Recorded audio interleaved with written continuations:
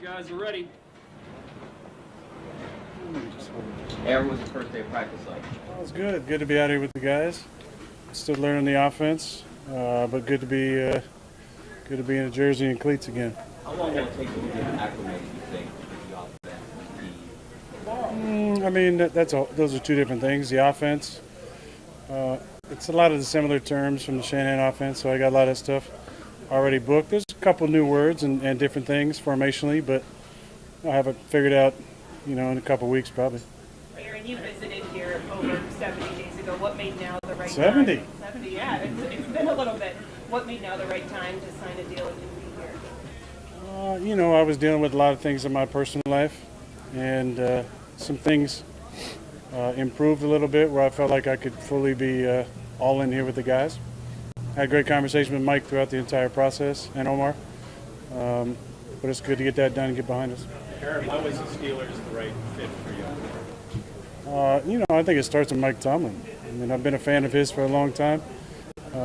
There's a few iconic franchises in the NFL. I played for one of them for 18 years. This is another one of those. There's something special about, obviously, this area. So many great quarterbacks are from Pittsburgh. I feel like Pittsburgh has been a part of my career from the beginning. Playing for Mike McCarthy for 13 years, having Tommy Clements, depending on how old you are, as my quarterback coach forever, Don Capers, Kevin Green, Darren Perry, Ben McAdoo, Frank Signetti, Luke Getsy. I don't want to forget anybody, but a lot of Yinzers in my life.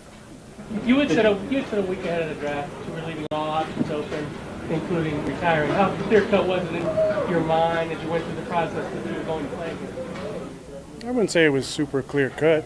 I didn't want to shortchange the guys and be, sign, but be elsewhere mentally or physically.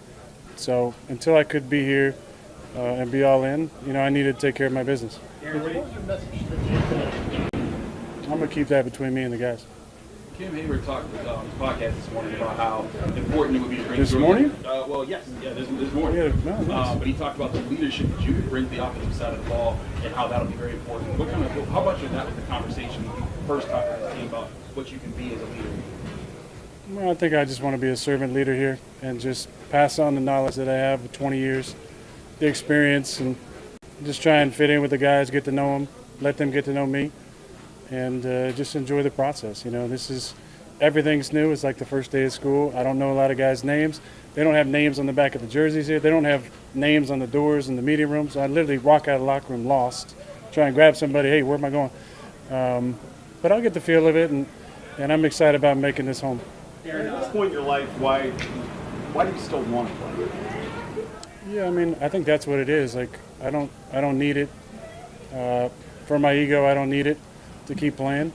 A lot of decisions that I've made over my career in life from strictly the ego, even if they turn out well, are always unfulfilling. But the decisions made from the soul are usually pretty fulfilling. So this was a decision that was best for my soul. And I felt like being here with Coach T and the guys they got here and the opportunity here was the best for me, and I'm excited to be here. Aaron, is it different physically being almost 2 years out from the Achilles as it was opposed to one? Yeah, I mean, I'm 41, so the body feels different than it did at 25, but I feel better. I feel good last year. I worked really hard. It was a tough couple of years, getting hurt and then rehabbing for a year to get back, but I feel good. Aaron, kind of along those lines, after the way things unfolded last year, what do you feel like is different about this organization and about you physically, mentally, that will lead to more success here? I'm not gonna take any shots at my previous organization, if that's what you're trying to get me to do.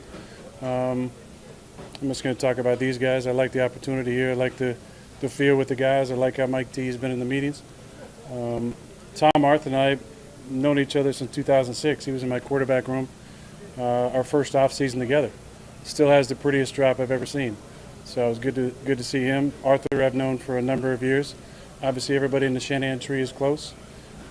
Enjoyed our conversations over the last few months and the one-on-one times we've had in the meeting rooms looking at film and talking about the offense. What's you grown to appreciate about the city of Pittsburgh, and what are you looking forward to experiencing more now, living here and working? I love the Greenfield Avenue area. Mike told me to say that. No, I mean, this is a blue-collar town. You know, the history of this great area is building the structure of the country. So a lot of great people here, great fan base. You know, we played here over the years.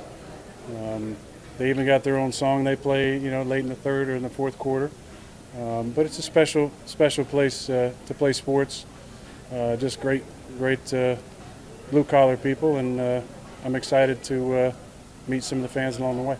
Hey, Aaron, what would winning big, winning a championship mean to you as far as you've accomplished at this point in your career? That'd mean a 7th championship for the city, right? That'd be great. Is there, internally though, is there drive for you that motivates you in terms of pursuing that?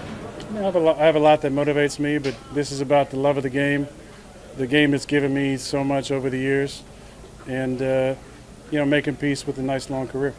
Aaron, you mentioned the Shanahan offense a couple times. Is the familiarity already with this system part of what made this an attractive destination? I mean, that was part of it. Yeah, I mean, I liked Arthur. Obviously, I've known Tom forever. A big attraction was Mike Tomlin. I've gone against him over the years.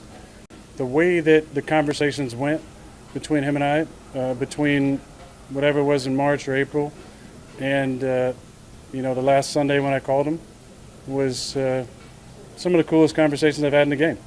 Definitely with the head coach. So he's a big reason I'm here. I believe in him, and excited to play for him. What makes you feel that way? Why do you say he's going to be up? What has he kind of showed you or rubbed off on you? Well, I mean, we've had some great conversations, and I just appreciated the way that he treated me throughout the process. What do you know if DK Metcalf and Pat Barnum's game that you decided to work with them as pass catchers? DK's been blowing me up for a while. You know, we got to get together out west, but I've gone against him a number of times. He's big, athletic, fast, got great hands, ball skills.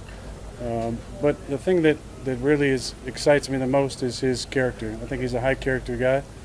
You know, I was teasing him the first conversation we had. He said, "Yes, sir," like 10 times. I said, "Is that because I'm 41?"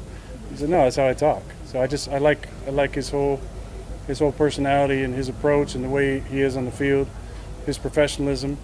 Pat's been blowing me up mostly on DMs and on the gram, but I've had respect for his game for a while too. He was just teasing me about 2-minute starters there at the end, but I like the opportunity to work with all the guys in the tight end room. But there's a lot of guys with different skill set. I told Darnell today I haven't had a tight end like him since Mercedes, and Mercedes all-time great. Darnell is like a young Mercedes, able to do things in the passing game, dominate the line of scrimmage. Connor had a really nice day-to-day, I thought, making plays. So there's a lot of guys in that room with great skill sets. Aaron, do you anticipate having another workout with any of the guys between now and training camp? I do. I just got to get him. I got to try and convince him to come out to Malibu, California. It's going to be a tough sell, I think. Tough sell. Did you respond to Pat's DMs on? I did. Yeah, I did. Aaron, did you do your meeting here earlier in the year? Did you leave with any material just to study what they do or anything like that? No, I just got in my Malibu and took off. Aaron, as you were going through your process this offseason, how much did you consider making other organizations as you weighing all your options, or when you decided that you were going to return the season, was Pittsburgh really, you know, the choice you had? You know, I mean, I think there was conversations with other organizations for sure, but again, the rapport that fell in between me and Mike made it to where, as I was going through my personal stuff, there wasn't any other option for me. It was here and I play. Aaron, in your documentary, you said you're at the point of your career, you don't feel like you need to prove anything to anyone but yourself. What do you want to prove to yourself this year? I said that in my documentary. I just want to have fun. I want to enjoy the game. The game's given me a ton. It's hard to think of anything in my life that's positive that wasn't impacted by directly or indirectly by playing this game. So just want to give love back to the game, enjoy it, pass on my knowledge to my teammates, and you know, try and find ways to help lead the team. Aaron, a lot you took any team reps today? Is that the plan the next couple of days? And how much was it learning? You have the helmet up, you're listening to the play call. How much learning today on the field watching? I can't stand the helmet. I've worn a shut for 20 years, and somehow it finally didn't pass the safety standards. But no, I'm just going through the script. Like Tom's giving me a script so I can follow along, trying to like listen to the plays in my helmet, then say them back, and then read it. So for me, the more times that I write it or read it or hear it, the more it kind of sticks in. Again, a lot of stuff is stuff I've done before, but there's some new terms and new types of motion words and different stuff. So I'm learning. I'm gonna go through the individual stuff. I think that's what Mike wants me to do. And I told Mike, he wants me to practice, I'll practice, but I think he said he just wants me to stick to the individual until I got the offense down. They got to find a new helmet? Shit, I hope so. It's been 9 years since this fan base saw a playoff win. Do you feel you're that person that can help this team get over that hump? We're day one of minicamp for me, so I'm just taking it one day at a time. Aaron, a lot's been made about the ring on your left ring finger. Is that an Oura ring or anything else? That wedding ring? Anything? Yeah, it's a wedding ring. Congratulations. Thank you. How long ago? It's been a couple months. A few more here, a few more. You talked a lot about getting acclimated. Is there any trepidation ever missing the OTAs, not being here for OTAs, and then getting the no process now? No. You talked in your documentary about Sweet, 2 documentary questions. All right. About what? about mentoring Jordan Love. Yeah. And you wanted to do for him kind of what you didn't have with Fred Barr. Are you looking forward to doing the same thing with Will Howard here? I am. Will's a good kid. We've got to talk a little bit. I thought he did really well today. He seems pretty bright. Not too big for him. Going through the progressions really well. But yeah, I'm gonna be with him every single day and every single meeting. Found my seat next to him today in the offensive meeting. Whether or not that sticks, right next to Will Howard. So I'm gonna help him out as much as I can. Has he told Two you more. that he was 3 years old when you got drafted? Not yet, but I'm sure he will. Aaron, how much, Last one here. How much freedom do you anticipate to Audible to use your helmet experience, kind of take over when you see fit?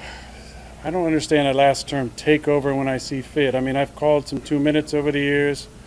But the idea that somehow I need to or have spent most of my career playing outside of an offensive system is just not correct. So I'm going to learn the offense, and Arthur and I are going to talk a bunch this summer. And if there's things that I like that I'd like to see in the offense, Arthur, I'm sure, is going to put it in. But he knows how to call a game. I know how to get us in the right spot based on what's called. There's 2 or 3 plays called in the huddle sometimes. My job is to get us in the right play. All right, thanks, Eric.